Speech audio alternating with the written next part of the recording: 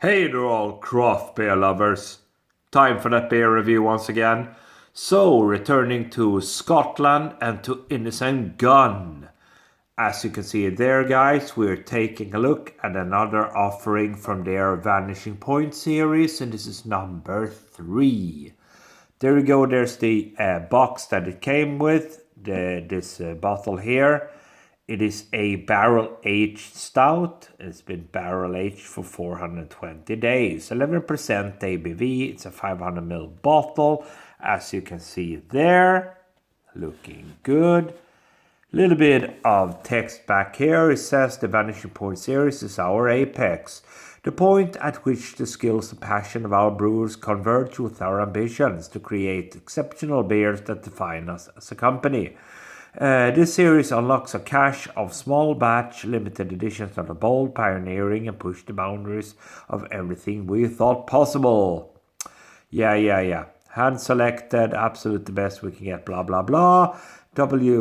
One Vanishing Point 03 is an Imperial Stout matured in bourbon barrels for an incredible 420 days. An intense mix of chocolate, charred oak, vanilla, and ripe fruit are underpinned by a heady bourbon character, tamed and mellowed by over 10,000 hours in barrel.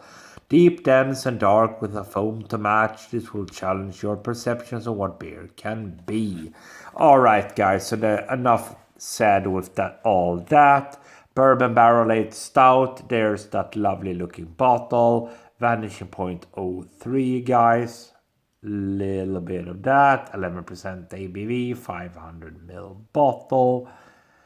Let's get it out and see what we have. There we go. Gonna stop right there. All right. Good deal of smoke on that bottle opening. Very good deal of smoke. And this one is going out.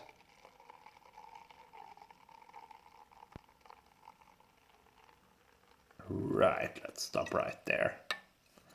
For a second or two. Right. Look at that. Yeah, so what do we have? We have basically a finger's worth of a tan-colored head, small bubbles on top, good deal of carbonation, looks like a jet black beer into that glass. So I mean, yeah, it looks mighty fine. Let's get the aroma. Okay, so there's definitely a tad of sweetness to it.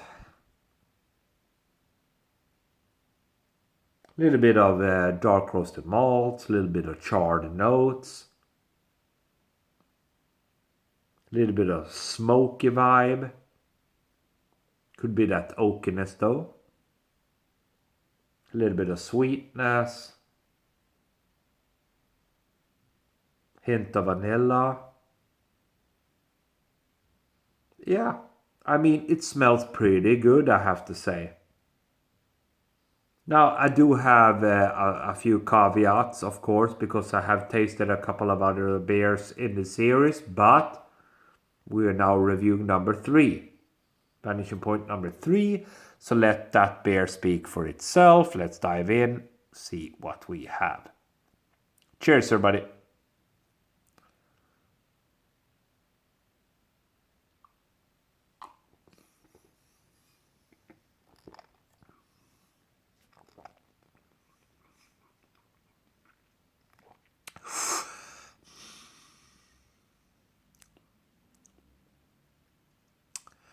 Okay. Okay. Yeah, another one, another sip.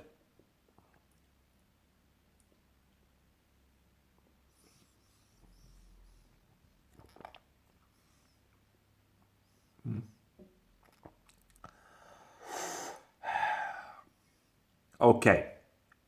All right, guys. So let's get on with the nitty gritty here on this beer. For me, these beers, these Vanishing Point beers, this Vanishing Point series from Innis and Gunn has basically been a little bit of a letdown for me personally. And that's just me personally, of course. Just my opinion there, guys. This one has a lot of smoky notes. You definitely get a lot of smokiness. You get a little bit of that kind of smoky dark roasted malts, hint of sweetness initially, hint of a vanilla sweetness comes from the bourbon barreling, I guess. But then again, the body is very thin, which was exactly the same thing, I believe, with the number 2 in the series. Oh. And I mean, yeah, it doesn't really do it for me with just a little bit hint of vanilla sweetness. There has to be something else, guys. Because they are marketing this one as a 420-day barrel-aged Imperial Stout. Bourbon barrel-aged at that.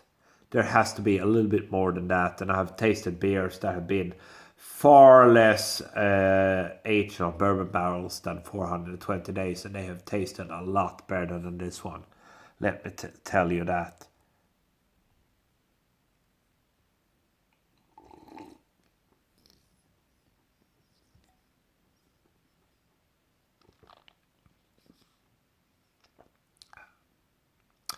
I think it's a pretty high carbonated beer. Doesn't look that when you look at it, but it feels on the palate. It's quite carbonated. There's an initial sweetness. It's a very thin body. But unfortunately, it doesn't really provide me with what I'm expecting. A good barrel-aged bourbon stout. The bourbon notes are quite scarce, to tell you the truth. Yeah, you get a little bit of vanilla sweetness up front, but kind of quickly dissipates.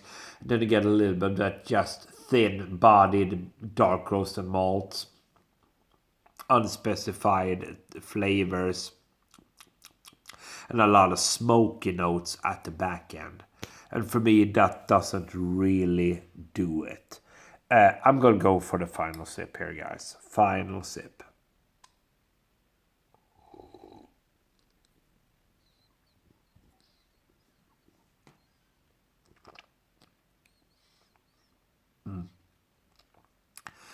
Yeah, so a lot of smoky notes. Initial sweetness.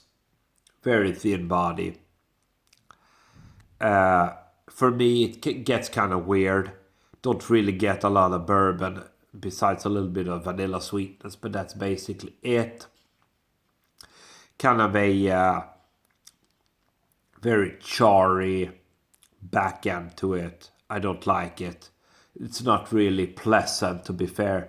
I mean, it's just me, guys. It's just my point of view. Of course, some of you might love this beer, but for me, it doesn't really do it. It's kind of a weird combination with a slight vanilla sweetness, and then you get that heavy, charry, bacony vibe.